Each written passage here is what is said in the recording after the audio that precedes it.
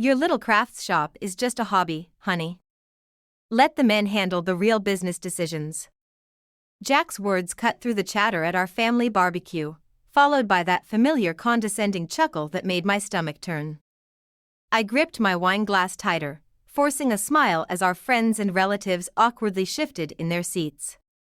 I'm Gloria, and that's my husband of 5 years explaining to everyone why he just emptied our joint savings account for cryptocurrency investments without consulting me.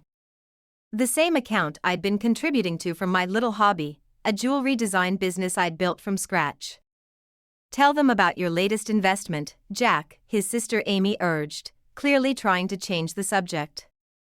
But I already knew what was coming. Actually, I just dropped 50 grand on this amazing new crypto opportunity, he announced, puffing out his chest. My broker says it's guaranteed to triple in value by next quarter. That's how you make real money, not selling trinkets to bored housewives. I watched the ice cubes melt in my glass, remembering the moment I'd checked our account balance that morning. 5 years of savings, gone. Just like that. Gloria's pieces are beautiful though, my friend Sarah interjected. I wear that moonstone necklace she made me everywhere. Thanks, Sarah, I said, but Jack was already talking over me. Sure, they're cute. But let's be real, it's not a serious business. Gloria needs to understand that some of us work in the real world, making real investments. He turned to his friend Mike, a hedge fund manager. You should see our garage, it's like a craft store exploded in there. The laughter that followed felt like sandpaper on my skin. What Jack didn't know, what none of them knew, was that the hobby he loved to mock had a secret. For the past year, I'd been selling my designs to high-end boutiques under a different brand name, Luna and Sage. The garage he complained about wasn't just my workshop, it was the headquarters of a rapidly growing jewelry line that was catching the attention of fashion editors across the country. How about I grab the dessert? I offered, desperate for a moment alone. In the kitchen, I pulled out my phone and checked my business email. 3 new orders from luxury boutiques in Los Angeles. A request for a custom collection from a shop in Miami. And an inquiry about wholesale pricing from a major department store. Need help? Sarah appeared in the doorway, concern etched on her face. I'm fine, I said, but my voice cracked. No, you're not. She closed the door behind her. Why do you let him talk to you like that? I pulled the apple pie from the fridge, buying time before answering. It's complicated. It's really not, Sarah countered. You're talented, Gloria. Your jewelry is amazing. Jack's just too blind to see it. If only she knew. Last month, Luna and Sage had made more money than Jack's entire quarterly bonus. But I wasn't ready to reveal that yet. Sometimes, silence is the best revenge. The sliding door opened, and Jack's voice boomed through the kitchen.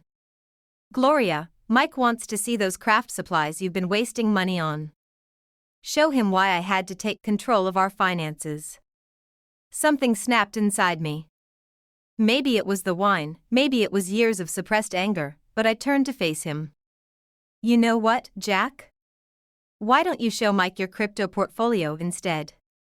I'm sure he'd love to hear about your guaranteed returns.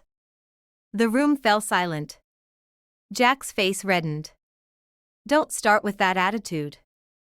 I'm trying to secure our future while you play with beads in the garage. I placed the pie on the counter with deliberate calm. You're right, Jack. It is just a hobby. I smiled, thinking about the contract I'd just signed with an exclusive Beverly Hills boutique. Just a silly little hobby. Later that night, after our guests had left and Jack had passed out on the couch, I sat in my garage workshop. My fingers traced the delicate curves of my latest design, a sophisticated pendant that would retail for more than Jack's monthly car payment. My phone buzzed with an email notification, another order from a boutique in New York. I opened my laptop and logged into my secret business account. The numbers made me smile. Let Jack have his crypto dreams. While he was gambling our savings away, I was building something real, something lasting. And soon enough, everyone would know it. But for now, I'd keep playing the role he expected, the naive wife with her cute little hobby. Because sometimes the sweetest victory is the one they never see coming. The bell above my shop door chimed as another customer walked in. I looked up from my workbench, where I was putting the finishing touches on a custom order, and saw a well-dressed woman in her 30s browsing my display cases. "These pieces are stunning," she said, leaning closer to examine a rose quartz necklace. "The craftsmanship reminds me of..." She paused, squinting at the jewelry. "Actually, they look quite similar to Luna and Sage. Are you familiar with their work?" My heart skipped a beat. "I've heard of them," I replied carefully, setting down my tools. "What brings you to our neighborhood?" "I'm Rachel, the buyer for Luxe Boutique on Rodeo Drive," she said, extending her hand. "We carry Luna and Sage, and I've been trying to get in touch with their designer for weeks. They're our best-selling jewelry line right now." I shook her hand, fighting to keep my expression neutral. Luxe Boutique was one of the most exclusive stores in Beverly Hills, and one of my biggest wholesale clients under my secret brand. My phone buzzed. A text from Jack, meeting my crypto guys for dinner. "Don't wait up. By the way, did you really need to order more supplies? Our credit card bill is ridiculous." I ignored the message and turned back to Rachel. "Actually, I'm glad you're here. There's something I need to tell you." 30 minutes later, Rachel was sitting at my workbench, examining my portfolio with wide eyes. I knew it. The signature wire wrapping technique, the geometric patterns, it all makes sense now. But why keep it a secret? I gestured around my modest shop. Sometimes you need to protect something while it grows. The Luna and Sage brand needed to succeed on its own merits, not as someone's side project. "Well, it's definitely succeeded," Rachel said, pulling out her tablet. "Our clients are obsessed. In fact, I came here today hoping to find new local artists, but instead..." She smiled. "How would you feel about doubling your order volume with us?" Just then, my shop door chimed again. Sarah walked in, carrying 2 coffee cups. "Thought you could use a pick-me-up after last night's disaster." She stopped short when she saw Rachel. "Oh, sorry.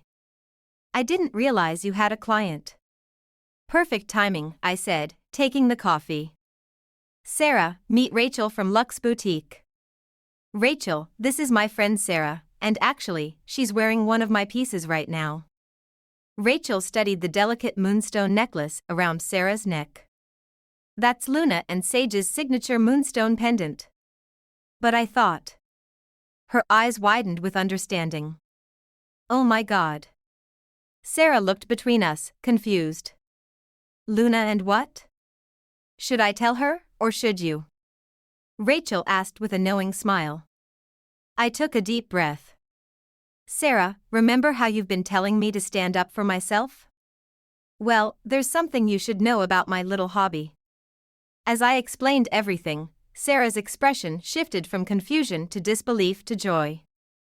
"Gloria, you brilliant, sneaky genius. But wait, does Jack know?" "Jack's too busy with his crypto meetings to notice what's happening in his own garage," I said, just as my phone buzzed again with another text from him. "Just invested another $20K. This one's going to the moon." "Rocket." Rachel cleared her throat. "Speaking of investments, shall we discuss that purchase order? And I'd love to feature your new collection in our front window display next month." We spent the next hour finalizing details, and by the time Rachel left, I'd secured my largest order to date. Sarah stayed behind, still shaking her head in amazement. "I can't believe you've been pulling this off right under his nose," she said. "But Gloria, you have to tell him eventually." "I will," I replied, returning to my workbench. "When the time is right." "And when's that?" I picked up a piece I'd been working on, a complex, interconnected design that would become part of my next collection. "When he's ready to see me as an equal, not just his wife with a cute hobby." Sarah grabbed her purse to leave but paused at the door. Just promise me one thing? When it all comes out, I want a front row seat to watch Jack eat his words. After she left, I logged into my business account to check the latest sales figures. The numbers made me smile. My little hobby had just cleared 6 figures for the 3rd month in a row. My phone buzzed one more time. Jack again, great news. My crypto guy says we should double down on our investment. Can you move some money from your checking account to ours? Just temporary. I texted back, sorry, honey. Spent it all on craft supplies. Face blowing a kiss. Then I turned back to my workbench, where my next masterpiece was waiting to be born. Let him chase his digital dreams. My success was being built in the real world, one piece at a time, right under his nose. The first thing I noticed when I walked into our kitchen was Jack's manic energy. He was pacing, running his hands through his hair, talking rapidly into his phone. My stomach tightened. I'd seen this behavior before, usually right before he made a terrible decision. It's a sure thing, he was saying. We need to act fast. The market's about to explode. He noticed me and held up one finger, signaling me to wait. I set my shop keys on the counter and started making coffee, trying to ignore the dread building in my chest. Done. Jack ended his call with a triumphant grin. Baby, I just made the move that's going to change our lives. What did you do? My hand trembled slightly as I poured the coffee.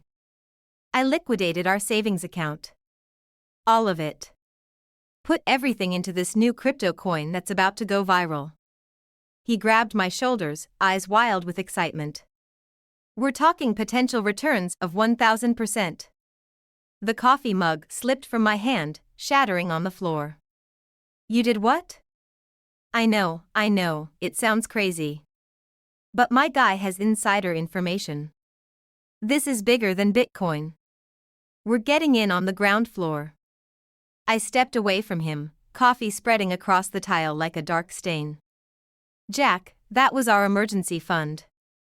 Our safety net. How could you make that decision without talking to me? Because you wouldn't understand. You're too busy playing with your jewelry to see the big picture. He pulled out his phone, showing me graphs and charts. Look at these projections. Stop. I slammed my hand on the counter. That was my money too. I contributed to that account. With what? Your craft fair earnings? He scoffed. Gloria, I make more in bonuses than your shop makes in a year. I'm trying to secure our future here. If only he knew that my last Luna and Sage collection had earned more than his annual salary. But rage and hurt were choking the words in my throat. My phone buzzed, an email notification from Vogue's accessories editor requesting an interview about Luna and Sage's meteoric rise in the luxury jewelry market. The irony made me want to scream. How much? I managed to ask. How much did you take? All of it. 120,000. He said it so casually, like he was ordering takeout.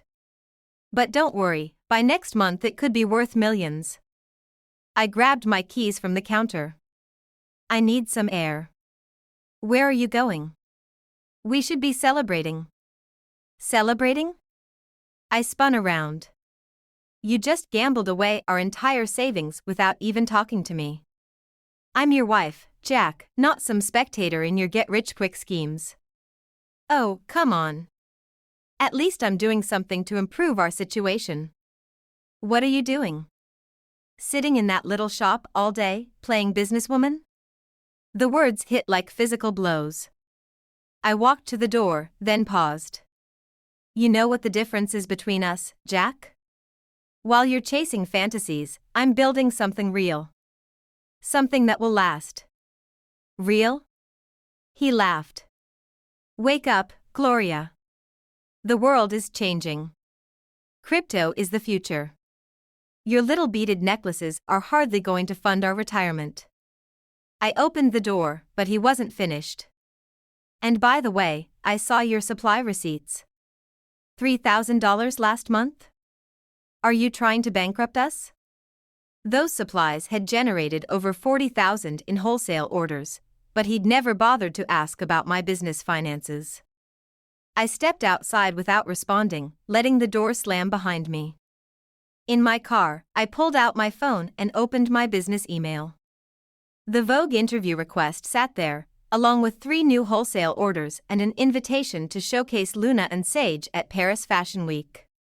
My personal checking account, the one Jack didn't know about, showed a healthy 6-figure balance. I'd been saving too, just not in ways he could understand or control. A text from Sarah popped up, "Drinks tonight? You look like you needed an escape earlier." I replied, "Meet me at the shop in 20. Bring wine." Everything's falling apart, but also coming together. As I drove toward my shop, another email arrived. This one made my heart stop, a message from Maya Chen's stylist, saying the international pop star had seen Luna and Sage pieces in Luxe Boutique and wanted to schedule a private shopping appointment. I pulled over, hands shaking as I read the email 3 times. Maya Chen, whose Instagram posts could make or break brands, whose style influenced millions of followers. My phone buzzed again. "Jack, don't be mad, baby. When this investment pays off, you can have all the craft supplies you want." I put my phone on silent and pulled back onto the road. Let him live in his crypto dreams. Reality was about to hit him harder than he could imagine, and I wouldn't have to lift a finger to make it happen. Sometimes karma works in mysterious ways. And sometimes it walks right into your jewelry shop wearing 6-inch heels and has 50 million Instagram followers. The bell above my shop door chimed, and I nearly dropped the inventory clipboard I was holding. Maya Chen, the Maya Chen, stood in my doorway, wearing oversized sunglasses and a Luna and Sage geometric pendant I'd designed last season. "Are you Gloria?" She removed her sunglasses, revealing a warm smile. "Your pieces are absolutely incredible. I literally haven't taken this necklace off since I bought it at Luxe." Behind her, Sarah, who was helping me that day, made a small choking sound. "Yes, I'm Gloria," I managed to say, trying to maintain my composure. "Welcome to my shop." Maya's stylist, Jen, stepped in after her. "We were thrilled to discover you're the designer behind Luna and Sage." Maya's been obsessed with the brand for months. "The craftsmanship is unreal," Maya added, already moving toward a display case. "Oh my God, is this from the new collection?" She pointed to a rose gold and moonstone piece I'd finished yesterday. "It is," I said, moving to unlock the case. "Would you like to try it on?" The next hour flew by in a blur. Maya tried on piece after piece, asking detailed questions about my design process and materials. She was genuinely interested, not just shopping for show. "I have to ask," she said, admiring a complex chandelier earring in the mirror. "Why keep your identity secret? Luna and Sage is huge in the fashion world right now." Before I could answer, the shop door chimed again. Jack walked in, his face buried in his phone. "Gloria, have you seen the crypto markets today?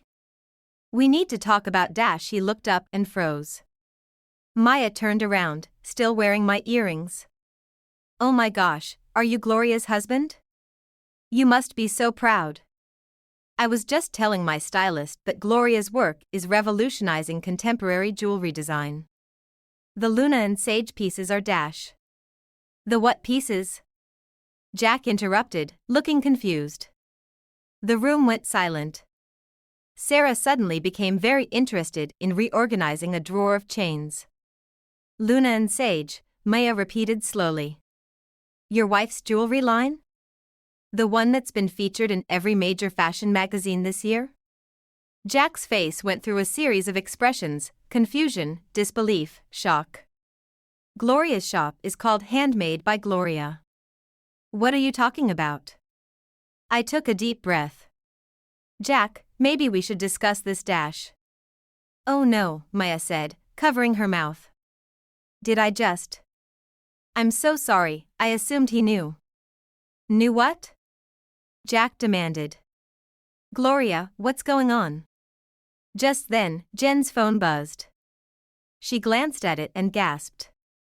Maya, look. She turned her phone screen toward us. It showed Maya's latest Instagram post, a selfie she'd taken earlier wearing my new rose gold piece, captioned, "Secrets Out." The genius behind Luna and Sage is small business owner Gloria. Supporting independent female designers and loving every piece in her collection gemstone sparkles #women in business #Luna and Sage. The post already had over 100,000 likes. This is perfect timing actually, Maya said, seemingly oblivious to the tension. Vogue wants to do a feature on you next month, and now we can use your real name and shop location. Jack grabbed my arm. Can we talk? Privately? Actually, I said, gently removing his hand, I'm with clients right now. We can talk at home. Clients? He laughed incredulously. Gloria, what kind of game are you playing? Maya stepped forward, her celebrity confidence in full force. Sir, your wife is one of the most talented jewelry designers in the industry right now. Luna and Sage pieces are sold in luxury boutiques worldwide. Surely you knew.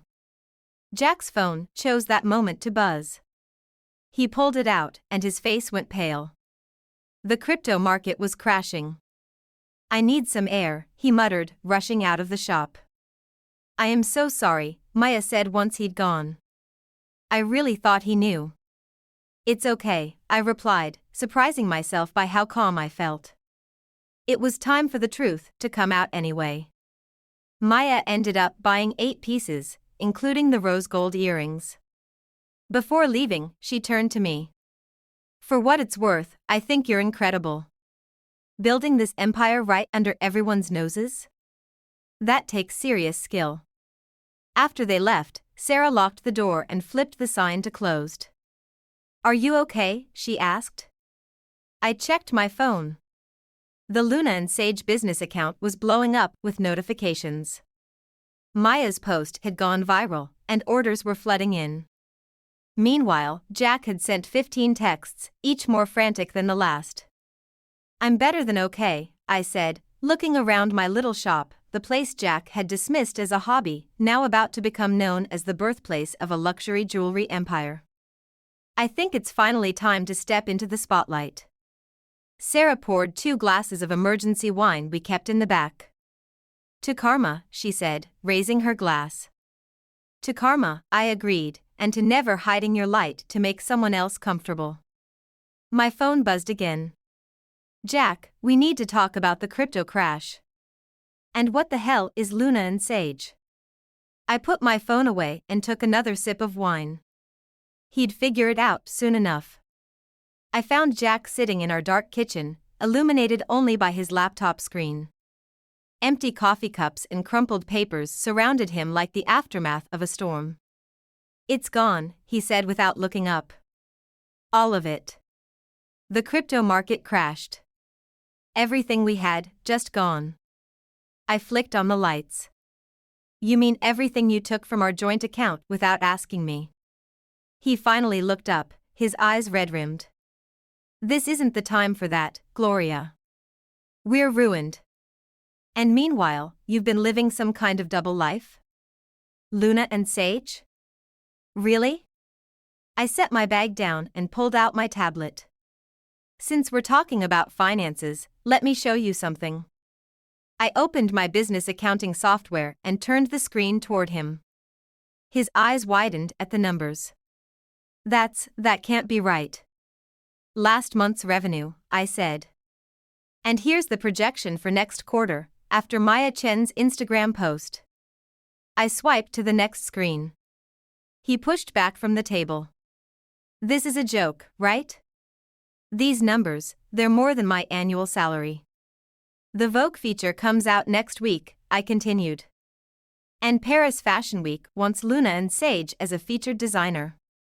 Stop, he held up his hand. Just stop.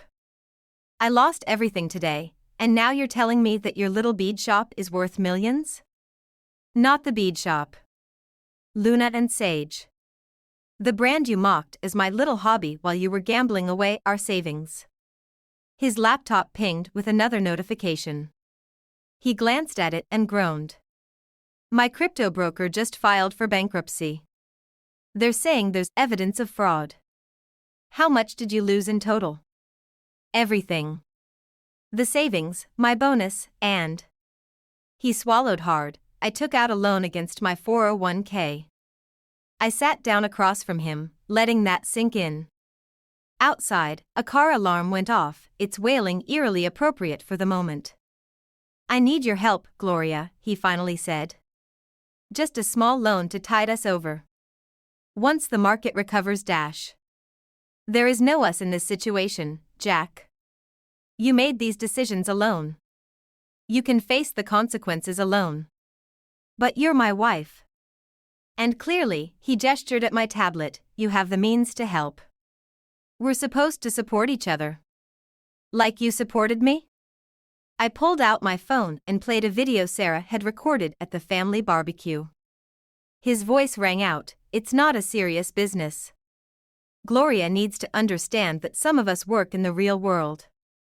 He winced. I was wrong, okay? I admit it. I should have taken your work seriously.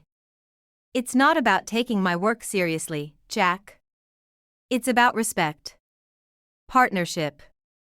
Things you clearly don't understand. My phone buzzed, an email from Vogue asking for a final approval on the feature layout. The headline read, Luna and Sage, the secret success story taking the fashion world by storm. Let me invest in your company, Jack said suddenly. I have experience in finance. I could help manage dash. Actually, I cut him off, there's something interesting in my business contracts. I pulled out a document from my bag. Section 7.3. The company cannot enter into financial arrangements with any individual who has previously attempted to undermine or discredit the business or its owner. What are you saying? I'm saying that legally, I couldn't give you a loan or accept an investment from you even if I wanted to. Which I don't. He slumped in his chair. So that's it? You're just going to watch me drown? The way you watched me struggle? The way you belittled my dreams? The way you took our savings without a second thought? His phone pinged again. More bad news about the crypto crash, judging by his expression. I have a meeting with my accountant tomorrow, I said, standing up. She's helping me separate our finances completely. I suggest you start looking for a good bankruptcy lawyer. Gloria, please. Oh, and Jack? I'm moving into the guest room. I need space to prepare for my Vogue interview. As I turned to leave, he called out, I really messed up, didn't I?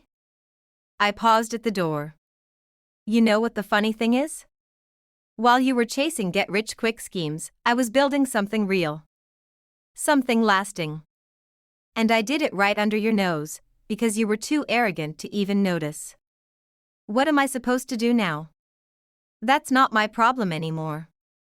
But here's some free advice. Next time you have a partner, try respecting them. It's cheaper than crypto. I left him there in the kitchen, surrounded by the wreckage of his financial dreams, while upstairs, my laptop pinged with another wholesale order for Luna and Sage. Sometimes karma doesn't just knock, it kicks the door down and makes itself at home. Please, just hear me out, Jack pleaded, following me around my shop as I arranged new displays. I've been talking to some investors. They're interested in crypto recovery funds, and if you could just loan me the startup capital dash. The answer is no, Jack. I carefully placed a new necklace in the window display. And you need to stop coming to my shop like this. I have a meeting with Vogue in 20 minutes. This is different from last time. I've done the research, calculated the risks dash. The bell chimed as Sarah walked in, carrying 2 coffee cups and a magazine. She stopped short when she saw Jack. Oh. You're here. Again. Sarah, he nodded tersely. This is a private conversation between my wife and Dash. Soon-to-be ex-wife, I corrected him. The papers are being finalized next week. Sarah handed me a coffee and held up the magazine. Speaking of papers, look what just hit the stands. There it was, the Vogue feature. A full spread showing my jewelry, my workshop, my story. The headline read, "The Secret Queen of Modern Luxury, How Gloria Built a Jewelry Empire in Plain Sight." Jack snatched the magazine. This is actually really good publicity."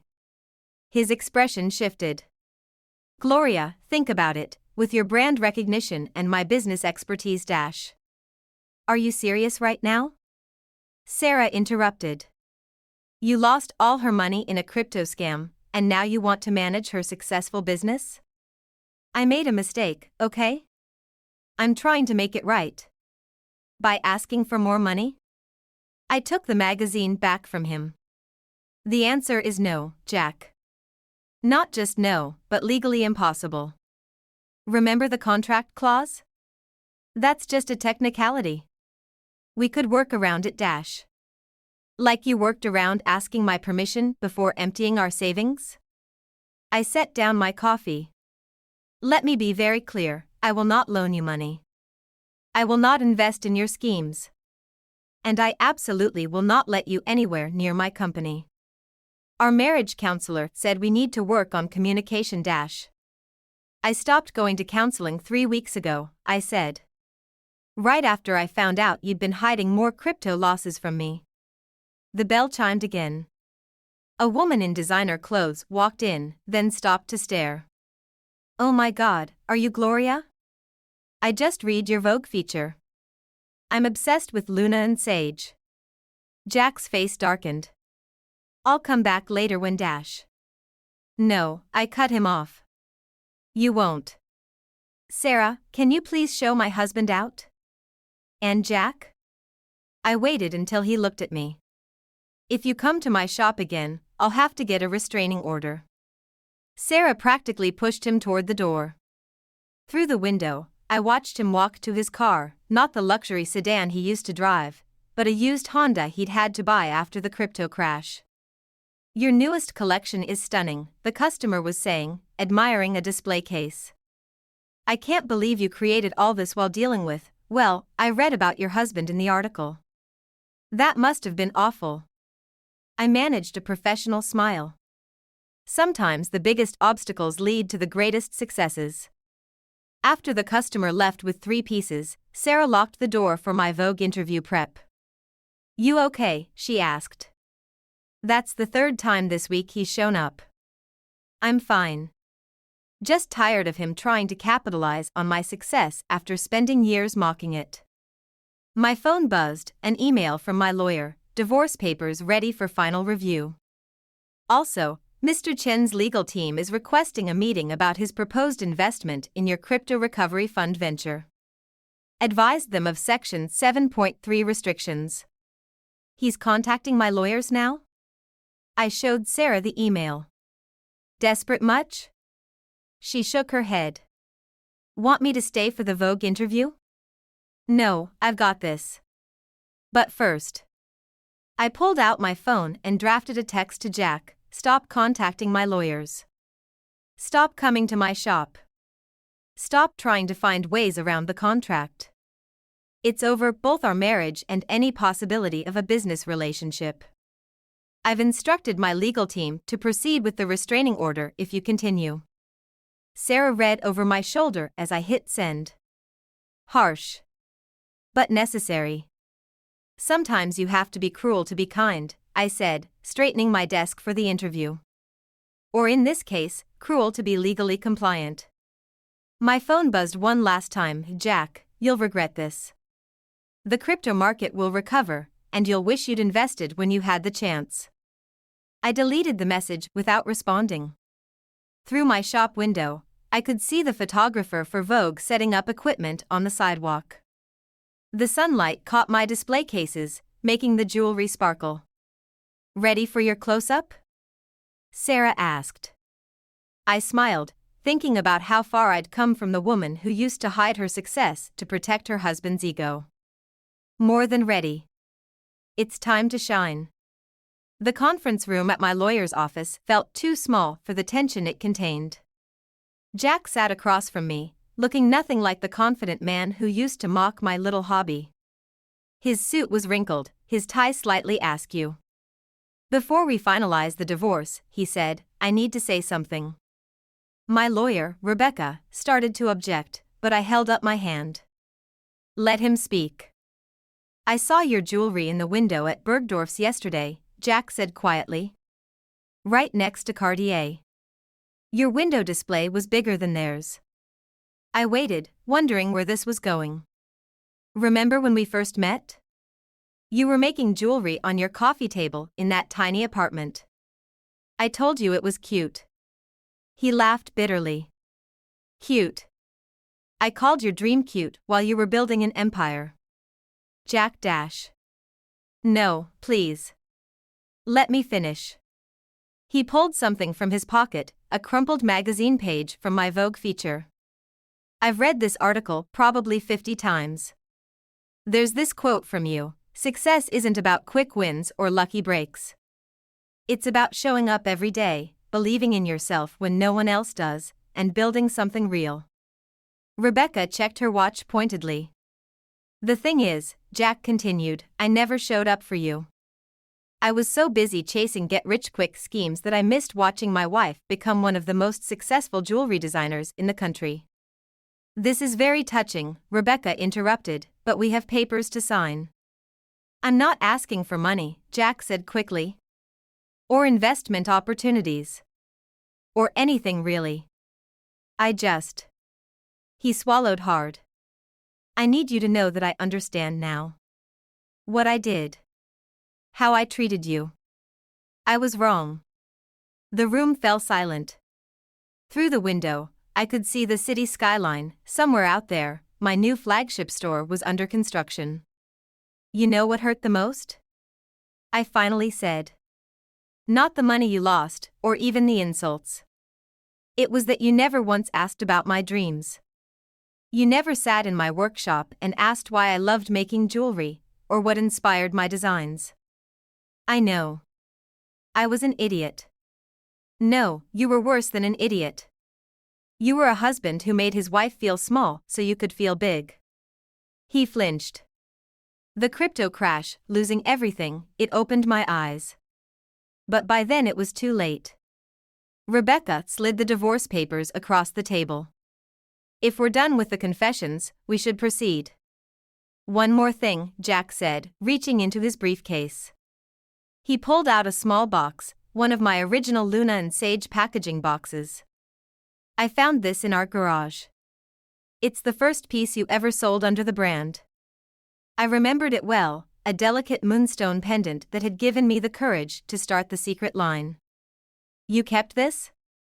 "It was in a box marked craft supplies." He smiled sadly. Another thing I never bothered to look at properly. I opened the box. The pendant was there, along with the original receipt and a note from the customer praising the design. "I thought you should have it," he said. "For your company archives or museum someday." Rebecca cleared her throat. "The papers?" Jack picked up the pen. "I really am sorry, Gloria. Not just for the money or the insults, but for not seeing you. Really seeing you." I watched him sign his name on each marked line. The same signature that had once drained our savings account was now setting me free. When it was my turn to sign, my hand didn't shake.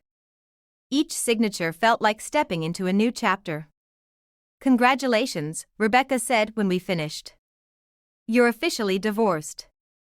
Jack stood up, straightening his crooked tie. "Good luck with the flagship store opening. I saw the announcement in Women's Wear Daily. You deserve it." As he reached the door, I called out, "Jack?" He turned. "Thank you for returning the pendant. And I hope you find whatever it is you're looking for." "I hope so too." He managed a small smile. "Just maybe not in crypto this time." After he left, Rebecca gathered the papers. Well, that was surprisingly civil. Sometimes people can surprise you, I said, looking at the moonstone pendant, my first step toward becoming Luna and Sage. My phone buzzed with a text from Sarah, done with the divorce? Time to celebrate? Also, Maya Chin wore your new collection on Jimmy Fallon last night and crashed our website.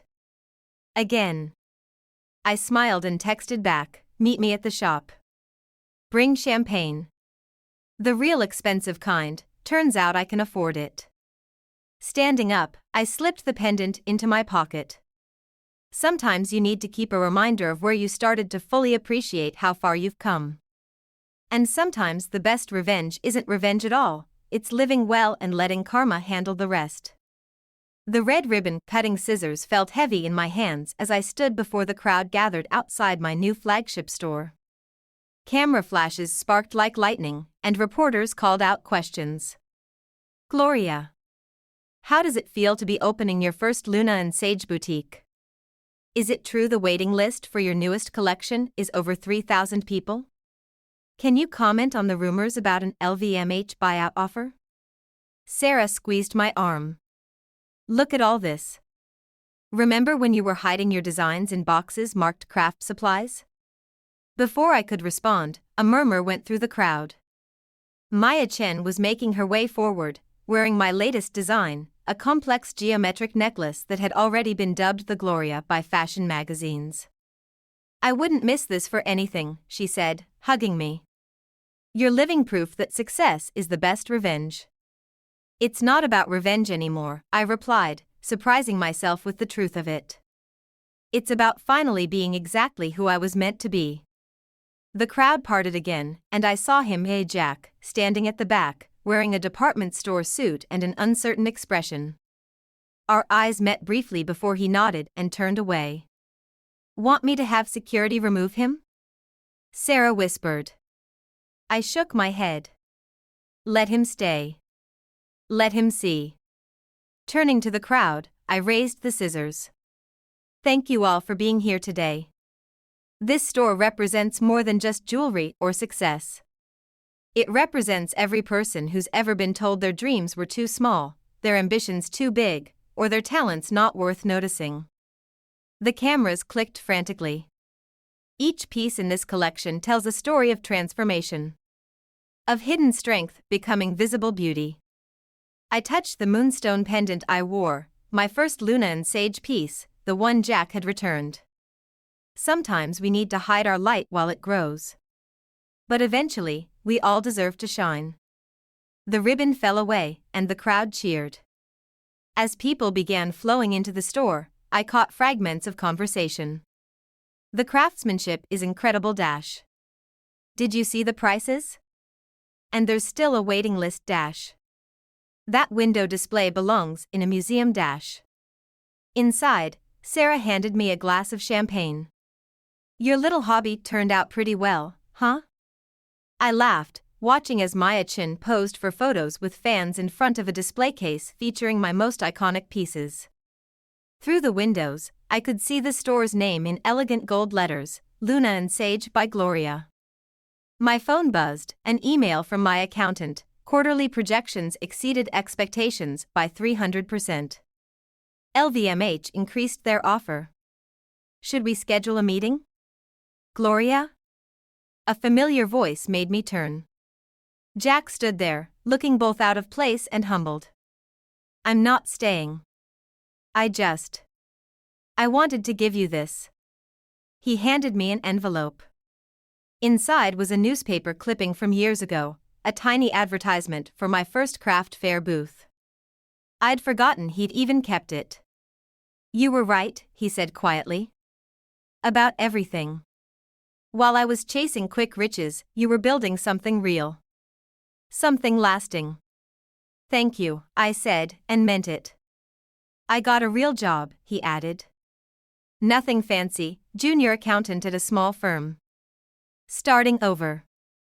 Building something real this time. Before I could respond, a group of fashion editors approached, eager to discuss my upcoming Paris Fashion Week debut. When I looked back, Jack was gone. Sarah appeared at my elbow. You okay? Better than okay. I surveyed my store, the gleaming cases, the eager customers, the dreams made tangible in silver and gold. You know what's funny? I used to think success would feel like victory over everyone who doubted me. And now? Now I realize it feels like coming home to myself. A young woman approached tentatively, holding one of my early pieces. Ms. Gloria? I saved for months to buy this necklace. It reminds me to believe in myself, even when no one else does. I touched my moonstone pendant again. Would you like to hear the story behind this design? Her eyes lit up. Really? It's a story about hidden strength, I began, leading her to a quiet corner. About believing in your dreams even when others call them small. Sarah watched us with a knowing smile before turning to manage the growing crowd of customers. Outside, the sun caught the store's gold lettering, making it shimmer like a beacon. I'd finally found my light, and now I could help others find theirs.